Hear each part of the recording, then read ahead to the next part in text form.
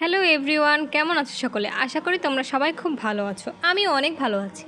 আমি এর আগের ভিডিওতে তোমাদেরকে বলেছিলাম এই জায়গাটি সম্পর্কে। এই জায়গাটি হলো ঝালকাঠির মধ্যে একটা সুন্দর জায়গা। তো তোমাদের সাথে আজকে শেয়ার করবো এই জায়গাটি সম্পর্কে। এই জায়গাটা কতটা সুন্দর তোমরা না আসলে কেউ বুঝতেই পারবে না। এই জায়গাটাতে কিন্তু সুন্দর একটি রেস্টুরেন্ট রয়েছে। এই রেস্টুরেন্টে কিন্তু খুবই এখন ট্রেন্ডিংয়ে চলছে। এই রেস্টুরেন্টটিতে কিন্তু ছোট ছোট কিছু ঘর করা রয়েছে, যা দূর থেকে দেখলে মনে হয় পাখির বাসা। আমার এই রেস্টুরেন্টটা কিন্তু খুবই ভালো লেগেছে। আমি সময় সুযোগ পেলেই ভাবছি আবার চলে যাব।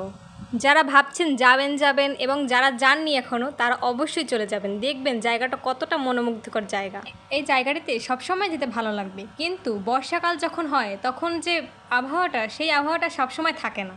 আমি যখন গিয়েছিলাম তখন কিন্তু বেশ বৃষ্টি পড়ছিল, তারপরের আবহাওয়াটা ছিল এটা, বেশ সুন্দর লাগছিল।